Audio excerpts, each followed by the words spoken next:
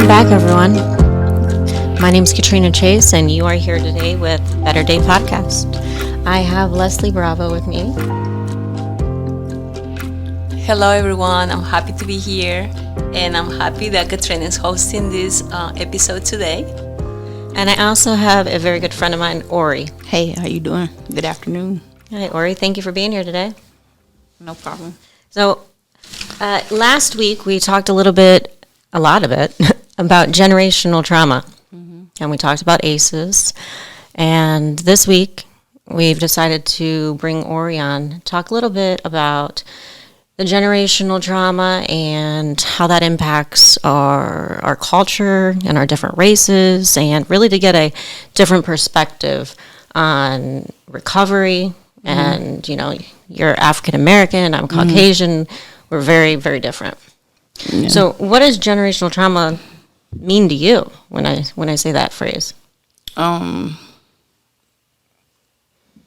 know, just your words. Yeah. I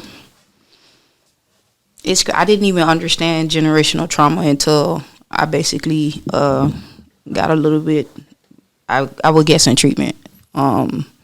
Because growing up in my household, you don't look at certain things being raised as abuse or stuff like that until you get older. And you see, like, that's not how you're supposed to grow up, or that's not how you're supposed to raise your kids, or, you know, talk to your children or stuff like that. So now, being a little bit older and having kids of my own, not trying to raise them or, you know, traumatize them the way I was, is how I started realizing about generational trauma. Because my mom basically, she only did what she was taught growing up. Right. So that's how she taught me, you know. And did you know your grandparents? No, both my grandparents passed away before I was even thought of. Yeah. Okay, so you didn't get to see, like, that generational trauma from your grandparents to your parents. Mm-mm.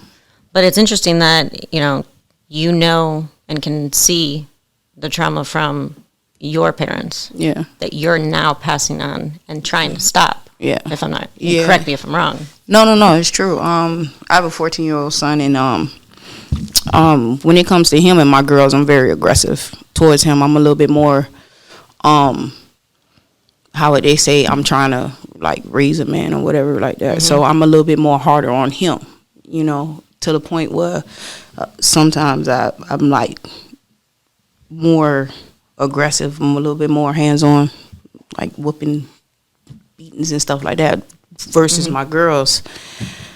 It's like a powder puff, like, for real. But growing up, like, my brother was her favorite, so he barely got whoopings. But me, you know, I got a mud hole stumped in my behind, like, almost every other chance.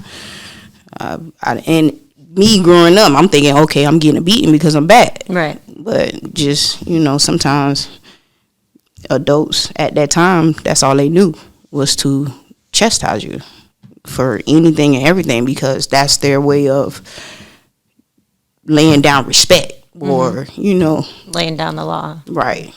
Basically. Right. Yeah, I wonder if that's more towards race, like you say, or, you know, I was brought up the exact same way. Mm-hmm. You know, we get our butt beat, you know, anytime something happened. So with a Better Day, we deal a lot with ACEs. Do you know what ACEs is? No. So ACEs is adverse childhood experiences, is what it stands for. Mm-hmm. But in short, it deals with the health outcomes, risky behaviors that children and adolescents experience that ultimately lead them into adulthood. Yeah. Okay. So knowing that, and knowing the generational trauma that you had growing up, first thing that came into my mind was self-esteem.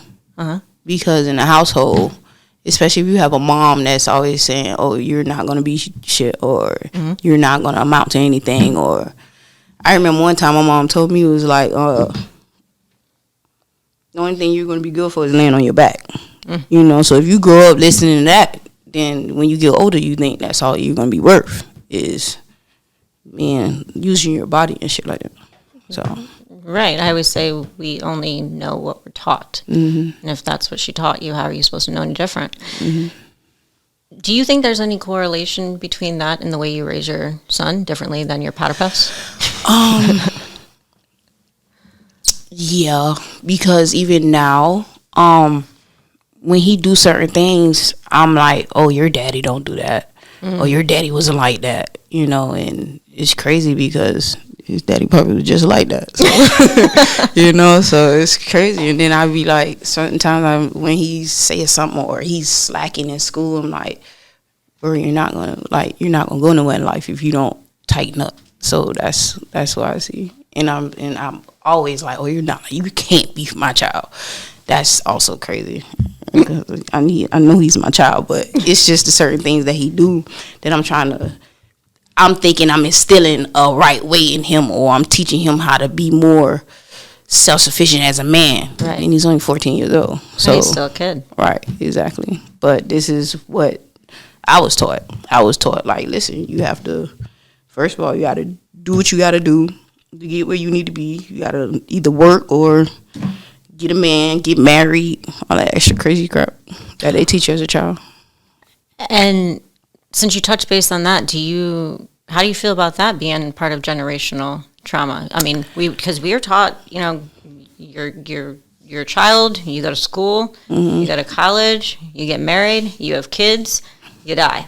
Yeah, see, I mean that's the difference, because black people ain't taught that all the time. Like, they don't push like, oh, you got to go to college. Like now, yeah. They push education and stuff like that. But back then in the days, it's like, hey, majority of black people already are raised off of welfare. Mm-hmm. You get what I'm saying? So if your mom or your great grandma, you got a 3 generation of women that has been raised off of welfare, what you think they gonna cheat their daughters? Raised off of welfare? Exactly. But if you have a person that's both parents in the house, because it's very rare for black people to have both parents in the house. I was fortunate enough to have both parents, but it was still crazy. So that's actually part of the ACEs is divorce. Divorce is very high rate in that. Yeah. Yeah. Family malfunction families is one of the top reasons of, causes of ACEs. Mm-hmm. And right there, you mentioned that, your parents and then your parents' parents, they were raised by a woman, right? Mm-hmm. So there it goes. That's generational trauma, because just by being raised by a single parent is very hard. And, your mom or your grandma, they see the parent struggle, go to work with limitations, financial limitations. Yeah. And that alone is very emotional, challenging for the child. Yeah, it definitely is. That's why I think my mom had like 3 marriages, because I guess she was taught like you have to get a husband, or to help you take care of household and stuff like that. So that's why you see a lot of women, they have multiple baby daddies or stuff like that, because if one don't work out, find another one. If that one don't work out, find another one. So I'm Hispanic, right? And I can see that in minorities that challenge is greater than other cultures. Yeah, it is not versus, but it's just most black women feel like they need a man. You get what I'm saying? Like, but that's exactly for what you said before, because they've been taught that. They've been taught that they need to find a man to take care of them, right? Right. But nowadays, especially with For the Better Day, with Katrina's an entrepreneur, business owner. So am I. What we first had to do is, create awareness about their behaviors, that, nobody is at fault. And I don't blame my parents either, because parents don't come with a manual of how to be parents, and then they do what they're being told. But, we can always do better and learn better ways to do better. And what better now than empower those women that if they get the education they need, there's a lot of resources to be able to help women, girls, young men to be able to get educated. Not necessarily like, look at so many people that are now successful and financial. They have financial freedom by working, by learning things. There's a lot of opportunity, but they need to be taught what is the path that's gonna take them there. Yeah. Nowadays, you have a lot of individuals that have a little bit more drive, a little bit more ambition, because they saw their parents struggle, or they saw their mom, single mom, struggling, trying to feed 3 or 4 kids. You know, one income, sleeping, some of them got to sleep on floors, or the oldest got to take care of the little brothers and sisters, so they don't really have a life. You know, that's why nowadays a lot of younger people are being more driven to, okay, I need to go get an education, or I need to at least, or go to the service, because I've noticed a lot of that too. It's either I go to college or I go to the military, because they feel like that's the way out. You know, I like that you say that, because our society nowadays, I feel, is very different. Yes, I was raised, I didn't have 2 parents. I didn't have 1 parent. You know, I'm very grateful my grandmother and my grandfather for the time that they were there, and then some other people who had helped raise. But now society doesn't teach you that. Society teaches me that I'm a woman. I can be financially stable. Well, you know you're a woman. I'm a woman. I can be financially stable without a man. Without a man, you can laugh, but it's 100% true. And the rates of women having marriages nowadays and having a family are lowering. Yeah. For one, because it's the gender shit is a whole different topic. That's a whole different topic. Yeah. Well, I gotta say, Katrina, you're right. But in the United States, we're in this country that have so many opportunities for everybody. And regardless if you're white, yellow, purple, if you're woman, female, and, you know, any gender that you want to be, it's very, I mean, this country gives you a lot of opportunity. And it is not the same in other countries. Look at the Middle Eastern women. In other countries, women don't even have a voice yet. Yeah. So we should be very happy and feel very blessed that we are able to make a choice. You know, now I think more so is a choice, because there's a lot of opportunity and support. And with For a Better Day, with the community events that we do, we link with other organizations alike that they're community driven to be able to support those people. One organization cannot do it all. It takes a team, right? Yeah. And with you saying that, I feel like if you really want to, like, reach out to a broader African American broadcast, reaching out to, like, somebody in the NAACP, you know, those people right there are more African American based, you know, and getting to spreading messages and stuff like that, you know, because black people gonna listen to another black person. Right. You know what I'm saying? It's, as a young child, black people are taught not to, like, really too much trust. Can I say that? Right.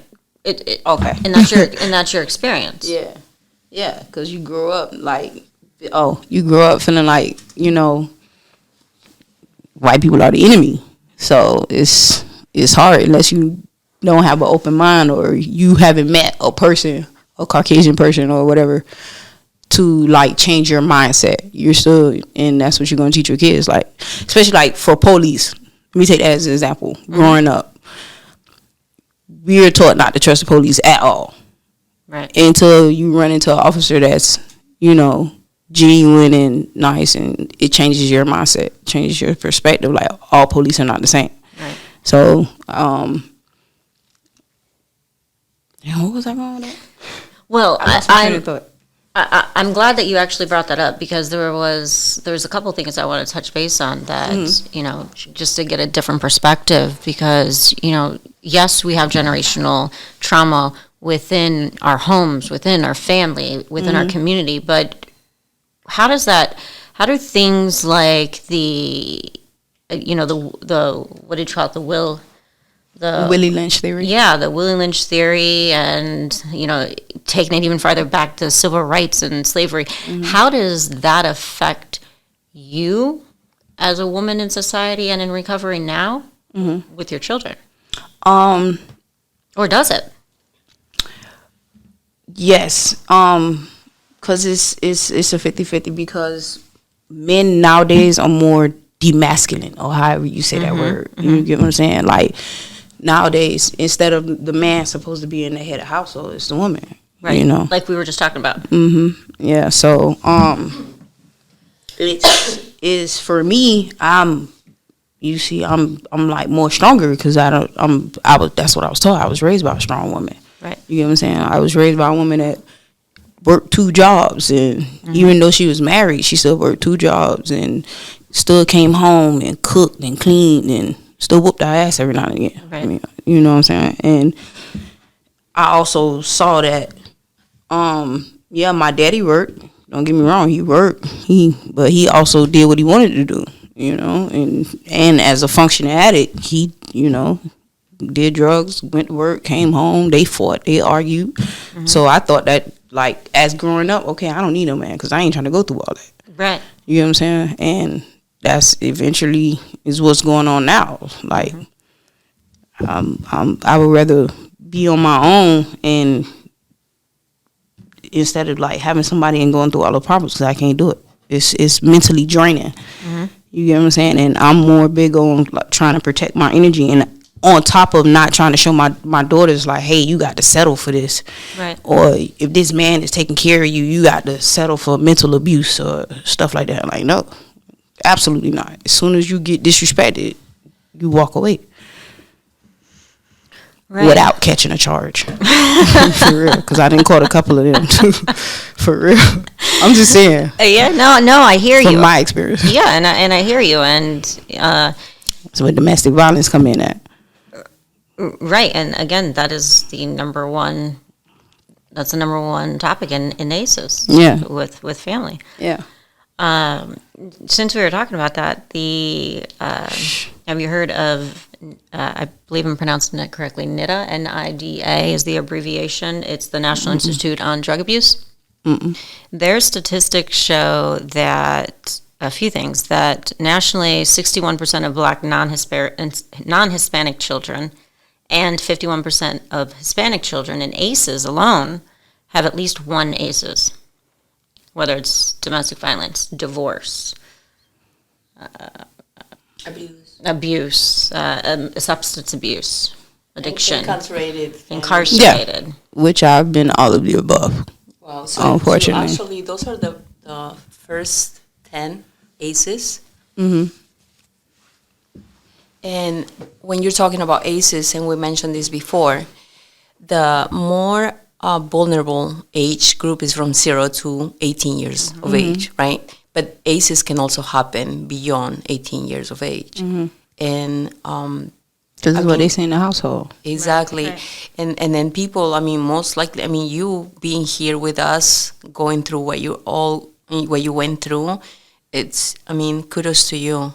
Yeah. Because it must be very hard. The correlation that happens between, people that have more than 4 ACEs is super high risk to, drug use, crime, and so many things that even, heart attacks. Yeah, that's crazy. Yeah. Like I said, having 3 kids. I have a 14-year-old son, and I have 2 girls. And my biggest mindset, first of all, with being on drugs and stuff like that, if it wasn't for a white woman, reaching out to me in a situation where, I was so gone in substance abuse that me thinking I'm functioning, I wasn't functioning. I wasn't mentally present for my kids. And I knew I couldn't do it on my own. So she guided me in a way to, okay, you need help. And at that present moment, I realized because it was a situation where my kids was taken, and it was like I had an outer body experience when I sat there and I looked at my kids crying, and I'm like, damn, I'm really fucking my kids up. I'm traumatizing them right now. Like, they're traumatized. Right. My son, like, literally trying to push back the police because they're trying to take his baby sister out of his arms. And it's just like, what am I doing? As a parent, I'm supposed to protect them, and I'm screwing them up worse than what I was screwed up. You know what I'm saying? Because at least, I mean, yeah, my mom and my dad, they fought. My mom went from being an abuser to being, she went from being abused to being an abuser. You get what I'm saying? That's usually the trend, the pattern. Yeah. That's not uncommon. Mm-hmm. Right. And that's another reason why I don't have a man, because I'm quick to fight. You get what I'm saying? No, for real. Like, I've been, Jesus Christ, like, even with my daughter's dad, like, it was crazy, and I had to separate myself because, like I said, I'm not finna allow my son to watch some man beat on me. Right. And then I'm not finna watch my girls sitting here thinking it's okay to fight with a man. Like, it's two different aspects of what you call it, spectrum or something like that. Like, it's crazy. So when I went through that situation and I know I needed help and I went to treatment, like I said, that's when I realized what trauma was. And that's when I realized, because like I said, I thought it was normal. How long ago was that? 14 months. Okay. Yeah, it's been 14 months. Yeah. It's a whole process, and I don't know, maybe you'll let me know soon how you and Katrina met. But you're not alone. You're not alone, and we're here to support you as a whole community. Yeah. Our organization is not the biggest, but we try to be very comprehensive, and we will be there with you every step of the way. So Katrina definitely showed me that. Like, she's definitely changed my perspective on white people, because it's been a time that I don't know, I called her and she was there quicker than Jesus. for real. And it was she was in by yeah. Yeah. Like, and Jesus, move out of the way, I'm coming. And it was like, dang, like, it really, like, wow, because you expect, growing up, I didn't expect that, expect that. But when you said white people, black people, I'm Hispanic, she's white, you're African American, we're all human. Yeah, that's true. There's no color. Yeah. There's no, we're all human. Yeah, that's true. She, I respect her a lot. We never saw color when it came between me and her. And that is a beautiful thing. Yeah. Because especially with so many things happening here in the country and the world, we need more humanity and we need more unity. Forget about race. We're all humans. Right. And we should care, show kindness and passion, and help each other. Right.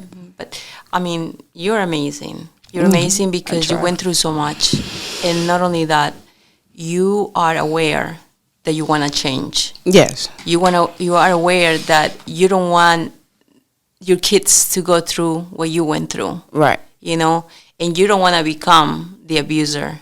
You want to be there for them. So it's a process. It's a process, but you're not alone, like I said. And you are right now sharing your story with so many people that they're going to feel like there's a light at the end of the tunnel. They're going to be able to say, hey, I'm in that situation right now. Yeah. How can I get the help that I need to recover, to be clean, to get back take my kids back? You have to be open-minded.